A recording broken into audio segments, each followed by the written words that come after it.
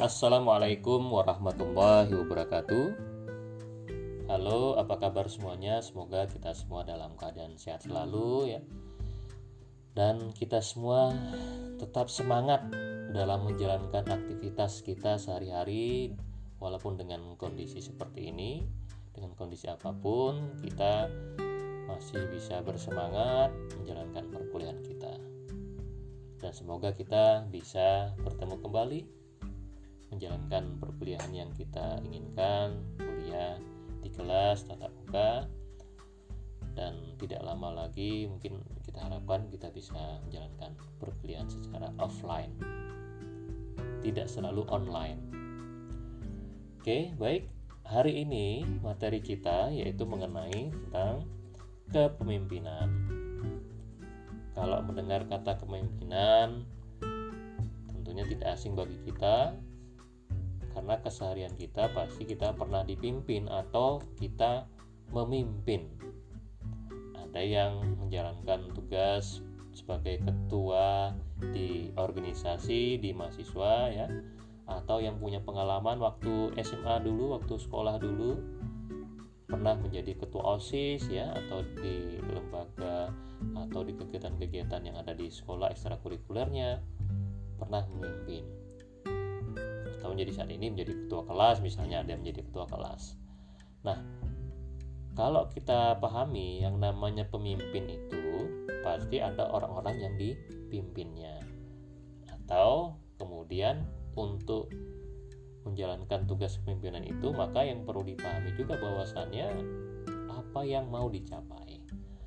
Nah, ini kita lihat pemahaman dari pengertian kepemimpinan menurut Robi, yang mana kepemimpinan di sini adalah kemampuan untuk mempengaruhi suatu kelompok atau dalam lingkup organisasi ya, menuju pencapaian sebuah visi atau tujuan yang ditetapkan.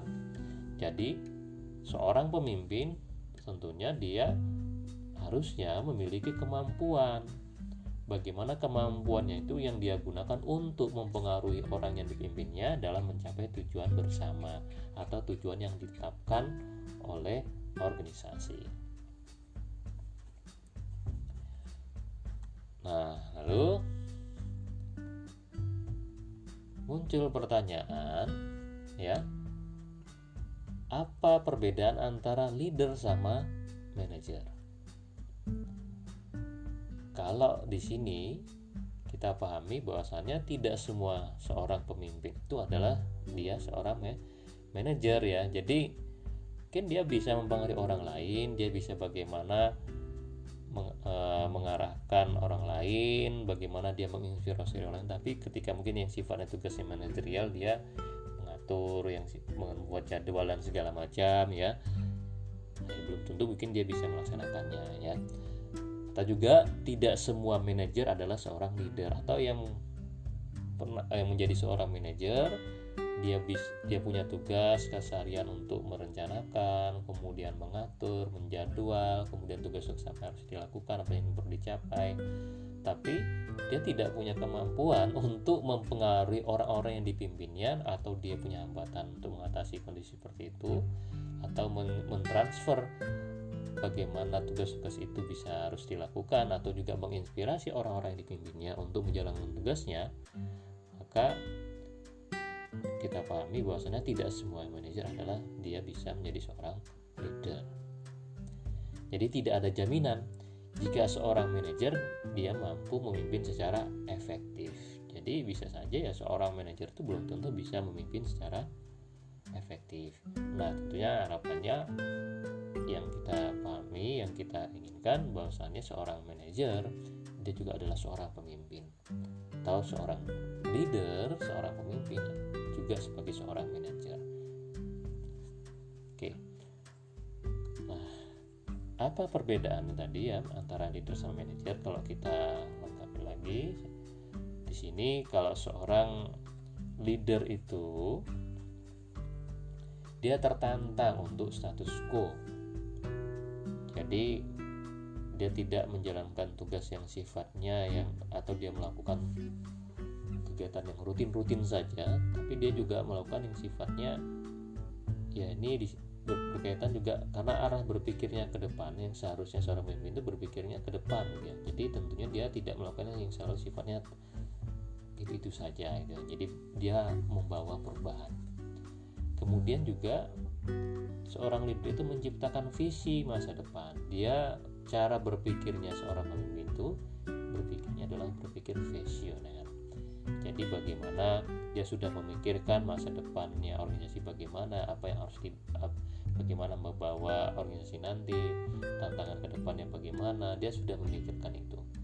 Dan tentunya seorang pemimpin di sini adalah orang yang dapat menginspirasi anggota, orang-orang yang dipimpinnya untuk mencapai visi. Jadi seorang pemimpin bahkan dia tidak perlu harus ngawasin terus menerus atau melototi orang-orang yang dipimpinnya untuk menjalankan tugasnya, tapi dengan apa yang dia lakukan, bagaimana dia mempengaruhi orang yang dipimpinnya, bagaimana dia mengkomunikasikan sehingga orang yang dipimpinnya itu terinspirasi untuk menjalankan tugas-tugasnya dalam mencapai tujuan organisasi. Nah, itu sebagai seorang pemimpin cirinya seperti itu. Nah, kemudian lalu manajer itu bagaimana? Nah, kalau manajer, karena kan manajer ini kan dari kata adalah ya manajemen. Jadi proses manajemen itu kan dari rencanakan, kemudian bagaimana mendesain, kemudian bagaimana ngawasi ya. Nah, kegiatan manajer itu merancang rencana secara rinci. Jadi seorang manajer itu bagaimana dia menjalankan tugasnya sehari-hari itu biasanya dia sudah merencanakan apa yang harus dilakukan secara rinci, terjadwal. Kemudian juga menciptakan struktur organisasi yang lebih efisien lagi dan menjalankan tugas yang sifatnya rutinitas harian. Nah, ini adalah leader versus manager.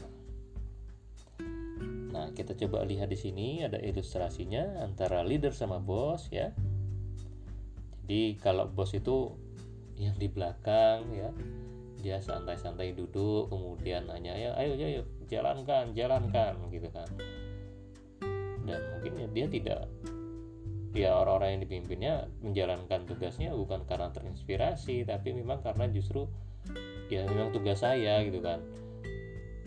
Bahkan mungkin ada menimbulkan ketakutan di situ. Nah, seorang leader di sini dia berada di depan. Kita lihat ilustrasinya di sini.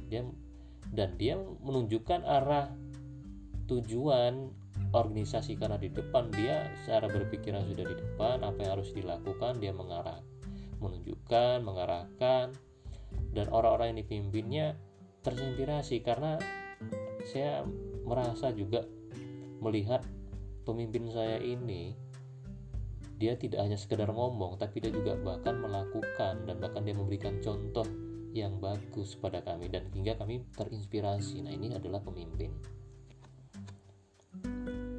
Oke. Lalu muncul pertanyaan, lalu dari mana pemimpin itu muncul? Dari mana pemimpin itu lahir? Jadi kalau kita gunakan kata lahir itu ya berarti orang kok ada pemimpin ya gitu. Kok bisa dikatakan orang itu pemimpin gitu ya. Nah, pemimpin itu muncul karena berasal dari dalam organisasi, dalam kelompoknya, atau karena penunjukan pihak terkait. Jadi bisa saja ada seorang pemimpin itu dalam ketika kita berkumpul atau mungkin ada sekumpulan orang ya, dan kelihatan ada orang yang memiliki kemampuannya, bagaimana perilakunya dan bagaimana dia punya kompetensi di situ dan layak menjadi seorang pemimpin. Atau juga karena penunjukan pihak terkait. Nah, biasanya di sini dalam bentuk mandatnya ya, dalam surat tugas atau dia diangkat menjadi seorang pemimpin. Nah, ini yang sifatnya mandat.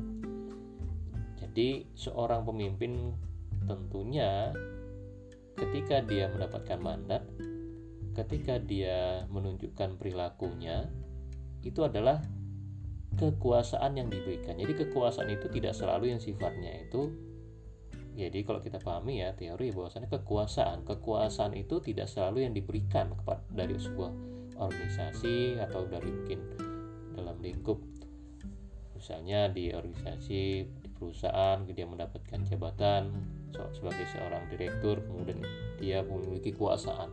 Tapi kekuasaan juga didapatkan dari perilaku, dari kemampuan yang dimiliki orang sehingga orang terpengaruh. Jadi perilakunya itu justru mempengaruhi orang lain, dan sehingga maka dia dapat dikatakan sebagai seorang pemimpin, memiliki kemampuan memimpin. Nah, ini nanti berkaitan dengan teori yang kita bahas. Oke. Nah, kita pahami teori-teori kepemimpinan. Jadi ada beberapa teori kepemimpinan. Yang kita awali dengan teori yang pertama, yaitu teori kepemimpinan tribe. Jadi teori kepemimpinan tribe di sini berfokus pada kualitas dan karakteristik personal. Jadi orang kemudian dapat dikatakan sebagai seorang pemimpin itu dikarenakan memiliki kualitas atau juga karakteristik secara personal yang ada pada seorang. Nah, yang mana karakteristiknya ini menunjukkan kualitas sebagai seorang pemimpin. Nah, ini studi awal menelusuri berbagai atribut kepribadian. Jadi ada berapa kepribadian sosial, fisik atau intelektual yang membedakan seorang pemimpin dengan yang bukan pemimpin. Nah, kemudian di sini memunculkan bahwasannya karakteristik yang seperti apa sih yang menunjukkan bahwasannya orang itu dapat dikatakan sebagai seorang pemimpin, atau karakteristik seperti apa sih yang menunjukkan bahwasannya orang ini memiliki kemampuan memimpin. Nah, ini kenapa dikatakan teori kepemimpinan bersifatnya triad yang sifat, maka dia fokus pada karakteristik yang dimiliki oleh seseorang yang menunjukkan sebagai seorang pemimpin. Jadi pemimpin itu lahir bukan karena dia mendapatkan tahta. Nah, atau juga memang ada teorinya, teori yang Greatman itu bahwasannya mengatakan orang Greatman ini kan asal raja menjadi raja, jadi dapat limpahan karena orang tuanya adalah raja, maka anaknya menjadi raja, maka dia dikatakan sebagai seorang pemimpin. Nah, kalau teori kepemimpinan triad di sini melihatnya dari sisi sifat atau karakteristik yang dimiliki oleh seseorang, yang mana sifat-sifat yang dimiliki itu menunjukkan karakteristik yang menunjukkan sebagai seorang pemimpin. Nah, nanti kita akan bahas apa yang memang muncul. Nah, dari sini menelusuri bahkan tidak hanya dari sisi ini ya, dari sisi kepribadian karakteristiknya, tapi juga bahkan dari sisi intelektual yang membedakan bagaimana orang pemimpin dengan yang bukan pemimpin. Maka kalau kita ya logis saja, orang pemimpin itu kan butuh kapasitas intelektual yang bagus, bagaimana dia memiliki orang berpikir visioner, maka itu kan cara berpikirnya tentunya harusnya mumpuni ya. Nah, ini juga berkaitan dengan tribe. Oke, nah baik. Jadi teori sifat ini atau juga trait theories, jadi seorang itu dapat menjadi pemimpin apabila memiliki sifat yang dibutuhkan oleh seorang pemimpin. Jadi kalau misalnya kita amati dalam kehidupan sehari-hari kita, misalnya ketika kita bergaul satu kelas dari selama kita awal kuliah ya, misalnya awal pertama masuk, kemudian semester 2, semester 3, semester 4, kan kita sudah melihat banyak perilaku teman-teman kita tahu sifatnya. Kemudian ketika ditanya, misalnya ada dosen, siapa yang menjadi ketua kelas, siapa yang bisa memimpin, dan Anda langsung sudah otomatis milih si A, si B gitu ya. Kenapa Anda tiba-tiba langsung memilih? Karena Anda punya anggapan dia punya kemampuan memimpin dengan karakteristik tertentu yang kita pahami misalnya. Jadi di sini teori di sini ya mengatakan, jadi titik tolak teori di sini, keberhasilan seorang pemimpin ditentukan oleh sifat kepribadian baik secara fisik maupun psikologis. Di keefektifan pemimpin ditentukan oleh sifat, perangai atau ciri kepribadian yang bukan saja bersumber dari bakat tapi dari pengalaman dan hasil belajar. Jadi orang itu dapat dikatakan memiliki kemampuan kepemimpinan karena dilihat dari sisi sifat, perilakunya, atau ciri-ciri kepribadian yang memang justru menunjukkan sebagai seorang pemimpin. Nah, terkadang kita memahami itu karena biasanya dia ini orangnya cenderung pintar ngomong nih, dia orangnya terbuka nih, komunikasinya bagus nih, kita sudah berpikir ini bisa nih jadi pemimpin. Nah, biasanya kan kita nunjuk teman kita kan karena dari perilaku yang menunjukkan kepemimpinan itu. Nah, jadi teori kepemimpinan ini dari hasil studi awal tahun 60-an ya, tidak memberi hasil yang diharapkan dalam mengungkap trait pemimpin. Kemudian tahun 90 diputuskan bahwa kebanyakan pemimpin are not like other people. Jadi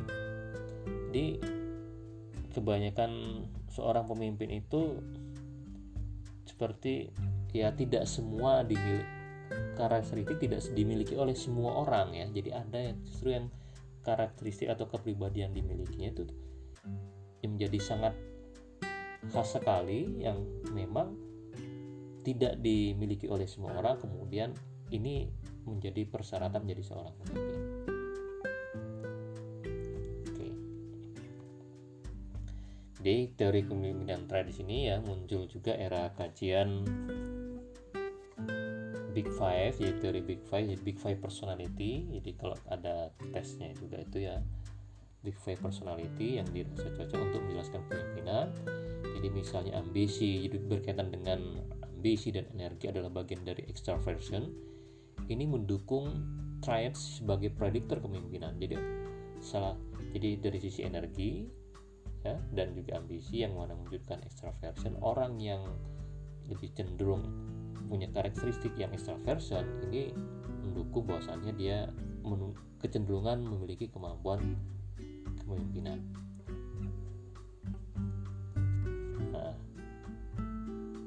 Di teori kepemimpinan trait di sini ya ditemukan juga bahwa extraversion menjadi trait paling penting bagi seorang pimpinan efektif. Namun demikian, trait itu lebih kuat kaitannya dengan cara seorang pemimpin itu muncul. Jadi orang yang terbuka, kemudian bagaimana orang yang memiliki sifat trait ini, orang yang lebih cenderung banyak bisa berkomunikasi dengan orang lain, kemudian memiliki orang yang mungkin lebih cenderung extrovert, ini juga ada dominannya juga di situ ya. Nah, ini menunjukkan ada ciri dari orang tersebut memiliki kemampuan untuk memimpin. Nah, jadi di sini pendekatan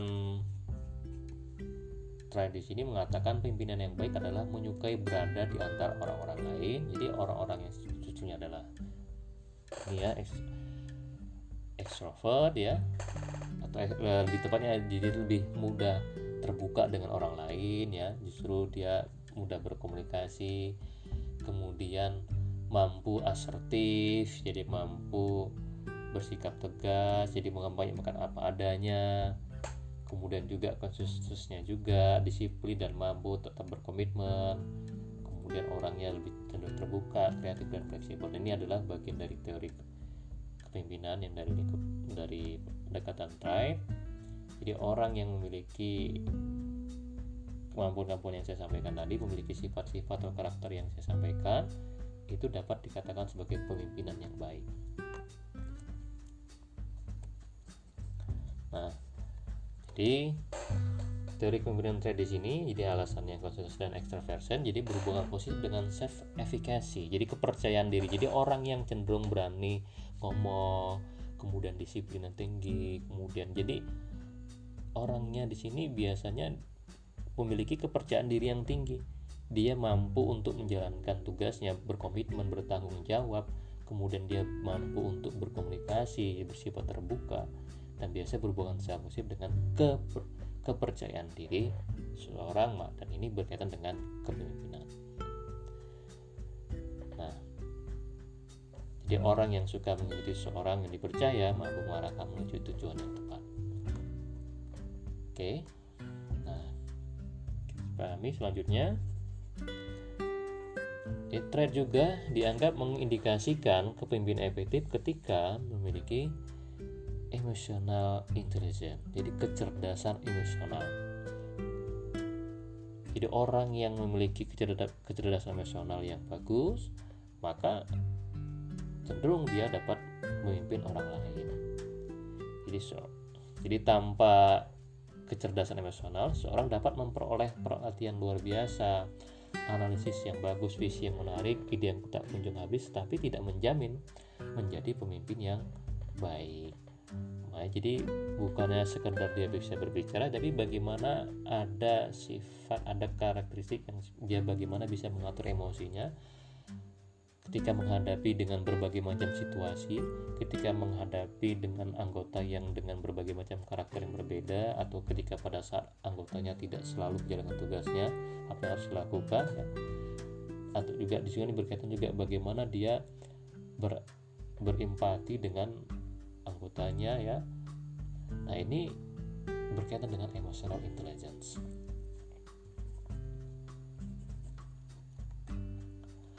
Di teori kepemimpinan trait ini, jadi emotional intelligence ini menjadi penting sekali karena komponen kunci dari EI adalah empati.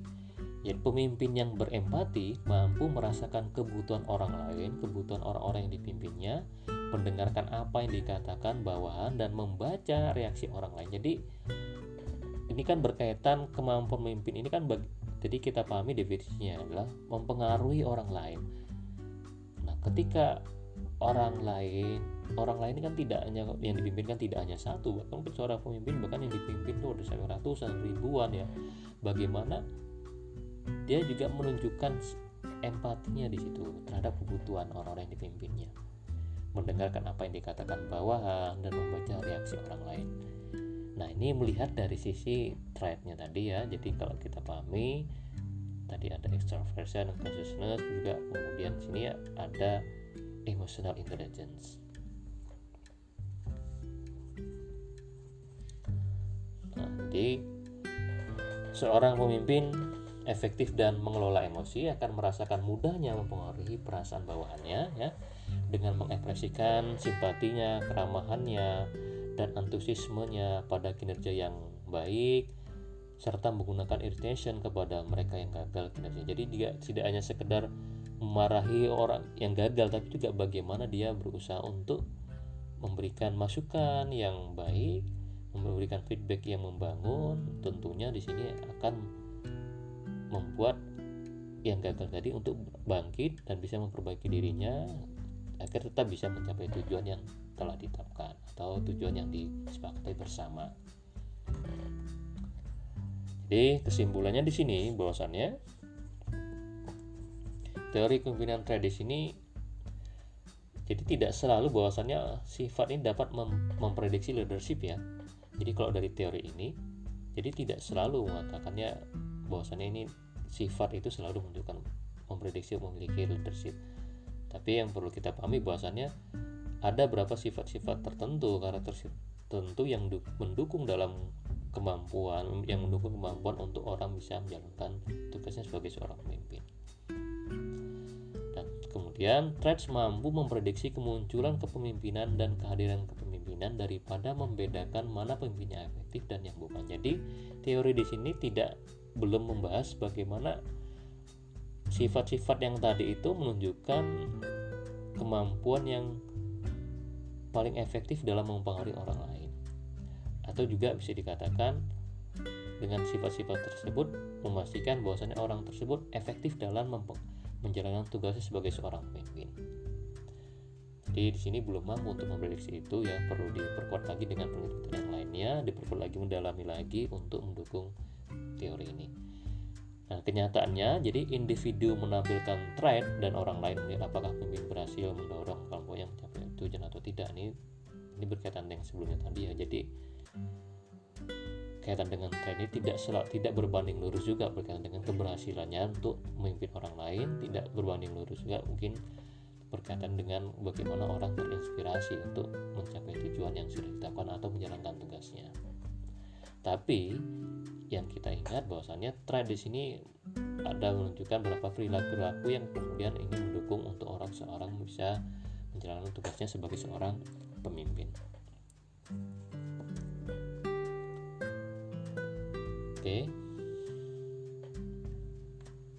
Untuk kali ini kita sudahi dulu ya. Nanti kita lanjut untuk penjelasan pada part kedua berkaitan dengan teori yang selanjutnya ya.